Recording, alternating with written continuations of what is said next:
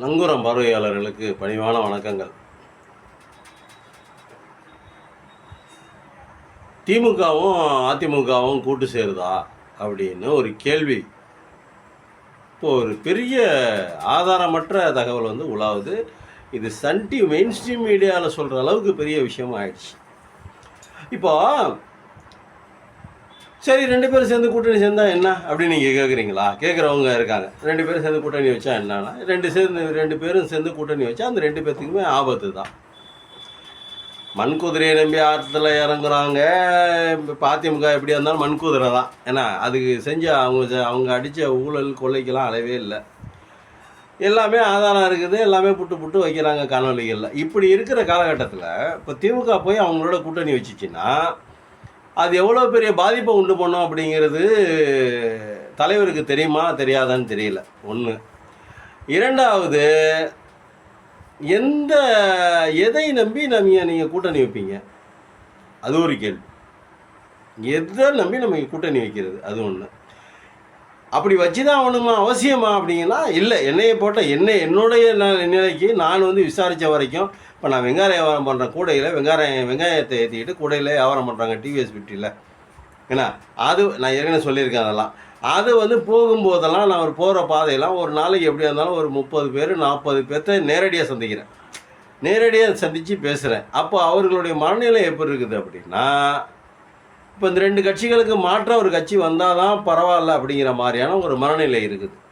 இப்போ என்ன தான் ஓட்டு இவிஎம் மிஷின் மூலமாகவோ இல்லை எப்படியோ ஒன்றிய அரசு ஏதோ ஒன்று செஞ்சு தாவேக்கா ஜெயிக்கவும் கூடாது, 3 கட்சியும் ஜெயிக்கக்கூடாது.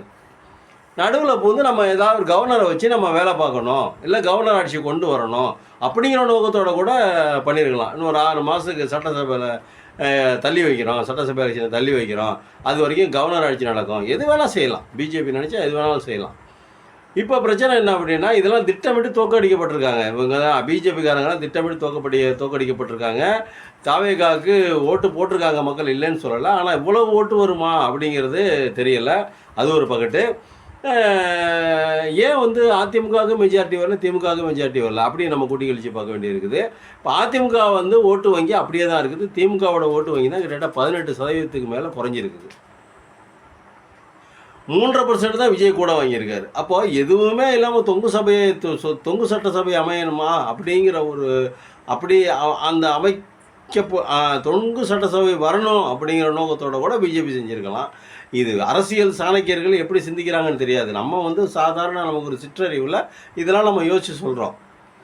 இப்போ அதிமுக இப்போ இந்த அதிமுக இப்போ தாவேகா மாதிரி 100, 110, 107, 108 ஜெயிச்சிருந்து, இப்போ தாவேகா ஒரு 60, 70 ஜெயிச்சிருந்தா அதுதான் அவங்க எதிர்பார்த்தது. தாவேகாவோட கூட்டணி வச்சு அவரை டெபுட்டி சிஎம் வேலையாக வேணால் தாவேகா கொடுத்துட்டு நம்ம சிஎம் ஆயிடலாம் அப்படிங்கிற மாதிரி தான் அவர்கள் இப்போ பிளானெல்லாம் இருந்திருக்கும். ஆனால் இப்போ திமுகவும் அதிமுகவும் கூட்டு சேர்ந்து கூட்டணி ஆட்சி அமைக்குது அப்படின்னா அது நீங்கள் நல்லா யோசிச்சு பாருங்கள். அது எனக்கு தெரிஞ்சு அது ஆபத்து தான். முக்கியமாக திமுகவுக்கு ஆபத்து. மக்களுடைய மனநிலை ஒன்று இருக்குது. அந்த மனநிலையை தாண்டி இப்போ நம்ம பீகாரில் அந்த சைடு வடநாட்டில் அது மாதிரி கூட்டணி பிஜேபிக்காரங்க என்ன பண்ணுவாங்க அப்படின்னாக்கா, அண்டர் கிரவுண்டில் வேலை பார்த்து எம்எல்ஏக்களை காசு கொடுத்து வாங்கி அவர்களை தன்னுடைய கட்சியில் சேர்ந்துக்கிட்டு அவர்களுடைய அந்த எம்எல்ஏக்களுடைய காசு கொடுத்து வாங்கி கட்சியில் சேர்த்த இல்லை காசு கொடுத்து அந்த கட்சியிலேருந்து பிரித்து எடுக்கப்பட்ட அந்த எம்எல்ஏக்களினுடைய ஆதரவோட இந்த குதிரை பேரம் நடத்தி இந்த கவர்மெண்ட்டை செய்யும். அப்படி தான் நிறைய கவர்மெண்ட், 21 கவர்மெண்ட்டு பிஜேபி ஆளுது. அந்த 21 கவர்மெண்ட்லேயும் கிட்டத்தட்ட நீங்கள் நல்லா யோசிச்சு பாருங்கள், கிட்டத்தட்ட 95% இந்த மாதிரி ஆட்சியை பிடிச்சது தான். ஜெயிச்செல்லாம் ஆட்சியை பிடிக்கல. இப்போ அசாம் முதலமைச்சர் ஜெயிச்சிருக்காரு. இப்போ அசாம் பிஜேபி அசாமில் ஜெயிச்சிருச்சு. அசாமில் எப்பயுமே ஜெயிக்குங்கிறது நமக்கு தெரியும். ஏன்னா அவங்க எல்லாம் அவங்க எந்தெந்த மாநிலம் ஆளுறாங்களோ அவங்களாம் வேறு ஆளுங்க வர விட மாட்டாங்க, போட்டு ஜெயிக்க மாட்டாங்க. இந்த மாதிரி அண்டர் கிரவுண்டில் எதுவும் ஜெயிப்பாங்க. அது நமக்கு தெரிய விஷயம்தான். அது ஒரு பக்கம் இருக்கட்டும்னு வைங்க. இப்போ இந்த மாதிரி மாயஜாலங்கள்லாம் வடநாட்டில் தான் ஈடுபடும். குதிரை பேரம் பேசுகிறது, ஆளுங்களை கூட்டு வர்றது. கூவத்தூர் மேட்ரு தெரியுமா? ஞாபகம் இருக்கா அவங்களுக்கு? கூவத்தூரில் என்ன நடந்துச்சு, எது நடந்துச்சுங்கிறது இன்னும் வரைக்கும் மக்கள் மனசில் பதிஞ்சு போயிருக்குது. அதை அப்படியே தமிழ்நாட்டை சுற்றி வருது காணொலிகளில். அவங்க போட்டு குத்தாட்டம் போட இந்தா குத்தாட்டம் போட்டது. அப்புறம் வந்து ஒரு சில நடிகைகளை கூட்டுற சொன்னது, இந்த மாதிரி சமாச்சாரங்கள்லாம் இன்னைக்கு காணொலி பூரா பரவிருச்சு. அதிமுக வந்து இந்த குத்தாட்டம் போட்டது, இந்த வேலையெல்லாம் செஞ்சதெல்லாம். அதே மாதிரியான வேலைகளை தமிழ்நாட்டில் மேற்கொண்டு நடக்கக்கூடாது. நடந்தால் அது வந்து அவர்களுக்கு நல்லதில்லை, என்னை பொறுத்த வரைக்கும். என்னுடைய பார்வையில் சொல்கிறேன். மக்களுடைய மனநிலை ஒரு மாற்றம் வேணும்னு சொல்கிறாங்க. என்னைய கேட்டாக்க விஜய்க்கு கண்டிப்பாக விஜய் வந்து சிஎம் ஆக்கணும். 6 வருஷமோ 6 மாதமோ 1 வருஷமோ 2 வருஷமோ 3 வருஷமோ ஒரு ஆளணும்.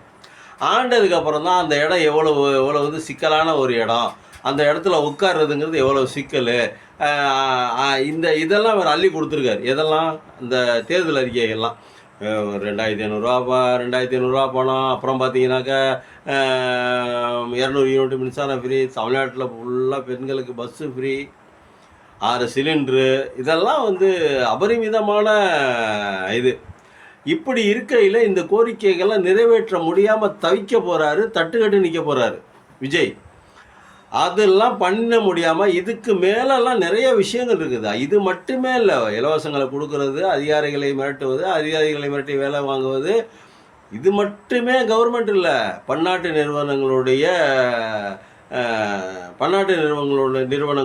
இன்னும் நிறைய எஃபெக்ட் இருக்குது நமக்கு தமிழ்நாட்டுக்கு. எப்படி பன்னாட்டு நிறுவனங்கள்னா தொழில் செய்கிறேன்னு சொல்லிட்டு உள்ளே வருவான். தொழில் செய்கிறேன்னு சொல்லிட்டு உள்ளே வந்து நம்மள்கிட்ட இருக்கிற தொழிலை பூரா அபகரிச்சிருவான்.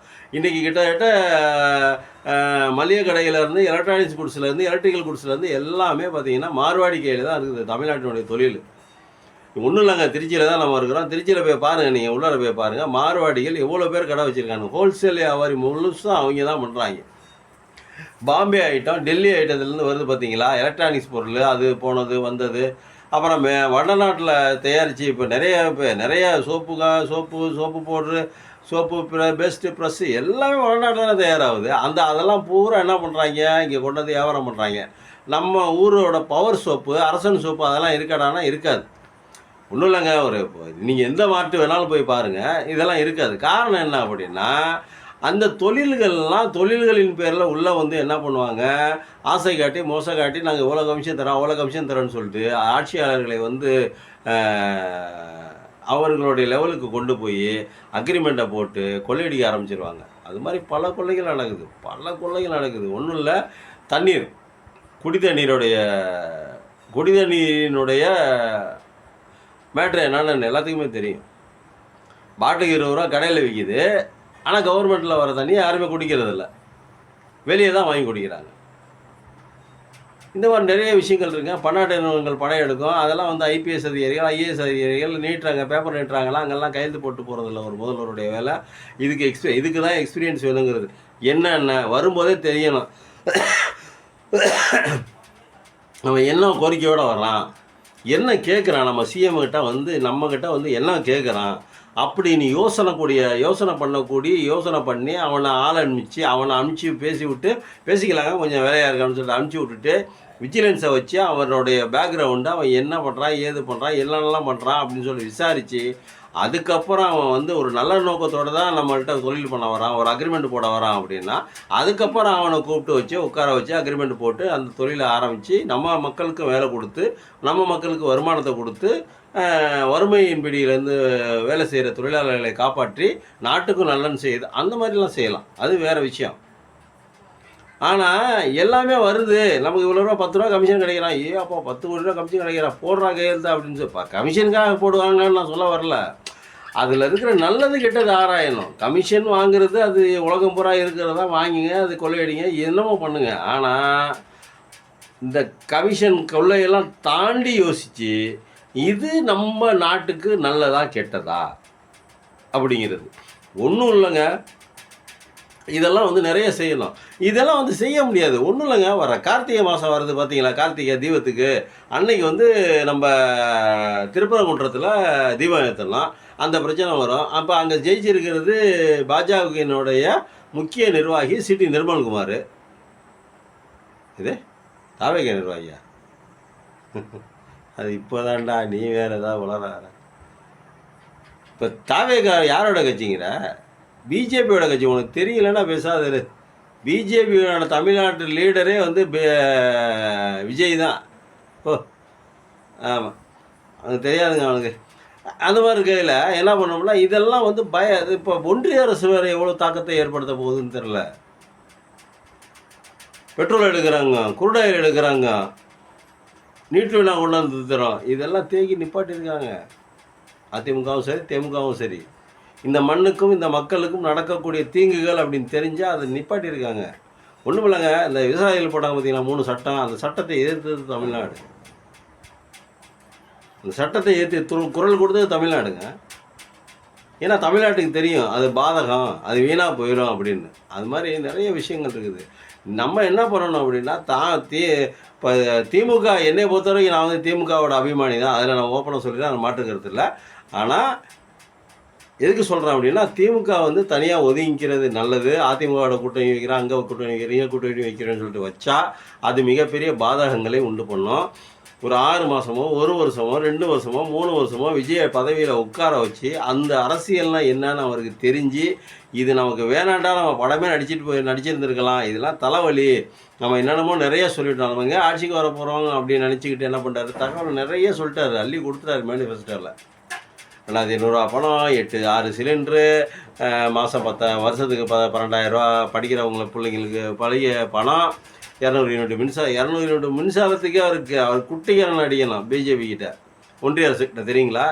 அது மாதிரி நிறைய பிரச்சனைகள் இருக்குது. அதனால் அவரை சிஎம் ஆக்கி அவர் இதனுடைய வழிகளை ஒருவேளை எம்ஜிஆர் மாதிரி ஆயிடுவாரோ அப்படின்னு பயப்படக்கூடாது. ஆனால் ஆகிட்டு போட்டா அதெல்லாம் மாற்ற முடியாது. இந்த உலகத்தில் ஒரு சில நிகழ்வுகள் நம்மளை தாண்டி நடக்குது. இப்போ இந்த தேர்தலுடைய முடிவுகளே நம்மளை தாண்டி நடக்கிற ஒரு நிகழ்வு தான். இப்படி இருக்கிற காலகட்டத்தில் நீங்கள் அவர் வந்து எம்ஜிஆர் மாதிரி பெரிய ஆள் ஆயிடுவாரோ, அது அடுத்து நான் ஒரு 5 வருஷத்துக்கு 10 வருஷத்துக்கு ஆளுவாரோ அப்படின்னு நினைக்கக்கூடாது. ஆண்டா அது வந்து எல்லாத்துக்குமே தெரியுங்க. திமுக மாதிரியான இப்போ ஒரு பிரச்சனை என்ன அப்படின்னா, ஆரம்ப காலகட்டத்திலேருந்து பார்த்திங்கன்னாங்க திமுக தான் எல்லா நல்ல வேலைகளையும் செஞ்சு இந்த மண்ணை இந்த மக்களை உயர்த்தியது திமுக தான். ஆனால் பார்த்துங்க எல்லோரும் கல்லெடுத்து அடிக்கிறது யாராக இருக்குன்னா திமுக தான் அடிப்பாங்க. எல்லோரும் கல்லெடுத்து அடிக்கிறது யார்? கலைஞர் பெரிய பேரறிஞரை கூட ஒன்றும் சொல்ல மாட்டாங்க. ஆனால் கலைஞரை போட்டு அடிப்பாங்க. ஏன்னா இவர் தான் நிறைய ஆண்டுகள் சிஎம்மாக இருந்திருக்காரு. இவர் பேசிய பேச்சுகள்லாம் வந்து பயங்கரமாக இருக்கும். அந்த மாதிரிலாம் இருக்குது. இந்த மாதிரி இருக்கக்கூடிய சூழ்நிலையில் நீங்கள் 2 பேரும் இப்போ திமுகவும் அதிமுகவும் கூட்டணி போட்டு ஆட்சியில் உட்காந்திங்கன்னா விஜயை மேலும் வலுவாக்கும் என்பதில் மாற்று கருத்து இல்லை. மேலும் வந்து அவருடைய ஏன்னா நம்ம ஓட்டு உட்கார வைக்கிறோம், இந்த 2 பேரும் ஊழல்வாதிகள் 2 பேரும் அவரை காலி பண்ணுறதுக்காக இவங்க 2 பேரும் கூட்டணி வச்சு ஆட்சியில் உட்காந்துட்டாங்களே அப்படின்னு அடுத்த 5 வருடங்களுக்கு நீங்கள் வந்து மனக்குழப்பத்தோடு தான் வாழணும். மக்களும் மனக்குழப்பத்தோடு தான் இருப்பாங்க. அந்த மாதிரி இருக்கிற சூழ்நிலையில் நீங்கள் வந்து விஜயை மேற்கொண்டு வருவாங்க. அடுத்த தேர்தல் ஏதாவது 6 மாதம் 1 வருஷம் 2 வருஷத்தில் ஏதாவது ஒரு கொலாபரேஷன் நடந்து கலைஞ்சிச்சின்னா விஜய் மொத்த தொகுதியும் ஜெயிச்சுட்டு போயிடுவார். அதனால் அதிமுகவுக்கு பிரச்சனை இல்லை. அதிமுகவுக்கு பிரச்சனை இல்லைங்க. அதிமுக வந்து அவ்வளோதான் முடிஞ்சு கிட்டத்தட்ட கடைசி கட்டத்தில் இருக்குது. ஆனால் திமுக அப்படி இல்லை. திமுகவை நம்பி தான் தமிழ்நாடு இருக்குது. திமுகவை நம்பி தான் தமிழ்நாடு இருக்கிறது. திமுக கழகம்தான் தமிழ்நாட்டை காப்பாற்றக்கூடிய வல்லமை பெற்ற ஒரே ஒரு கட்சி இந்தியாவிலேயே இருக்குது அப்படின்னா அது திமுக தான். பாசிசத்தை எதிர்த்து, ஆணாதிக்கத்தை எதிர்த்து, பெண்களுக்கு எதிரான நிகழ்வுகளை எதிர்த்து, சுயமரியாதை வேணும்னு சொல்லி இதெல்லாம் நிறைய போராட்ட குணம் கொண்டது திமுக மட்டும்தான். இப்போ 2 வருஷமாக 5 வருஷமாக ஆளை விட்டுட்டிங்கன்னா அடுத்து வந்து திமுகவுக்கு மாபெரும் வாய்ப்பு காத்திருக்குது. அதில் மாற்று கருத்தில் ஒருவேளை சொதப்பி அதிமுகவோட சேர்ந்துக்கிட்டு ஏதாவது குட்டிகளடா பண்ணி மக்களுக்கு எதிரான மனநிலையில் வந்து நீங்கள் ஆட்சிக்கு எல்லாம் ஒன்றா சேர்ந்து ஆட்சி அமைக்கலாம் அப்படின்னு முடிவு பண்ணிட்டீங்கன்னா அது உங்களுக்கு மிகப்பெரிய சிக்கலை உண்டு பண்ணும். 2வது அதிமுக வந்து ஒரு மண்குதிரை. அந்த மண்குதிரையை நம்பியெல்லாம் ஆற்றுல இறங்க முடியாது, கரைஞ்சி போயிடும். திமுக இல்லைன்னா தமிழ்நாடு காலிங்க. திமுக இல்லைன்னா பிஜேபி வந்துடும். அதில் மாற்றுக்கருத்தில் வந்தே தீரும். அதில் வந்து இதே இல்லை. இப்போயே இந்த ஆட்டங்களுக்கு பூரா திமுக தான் பிஜேபி தான் காரணம்னு நான் சொல்லுவேன்.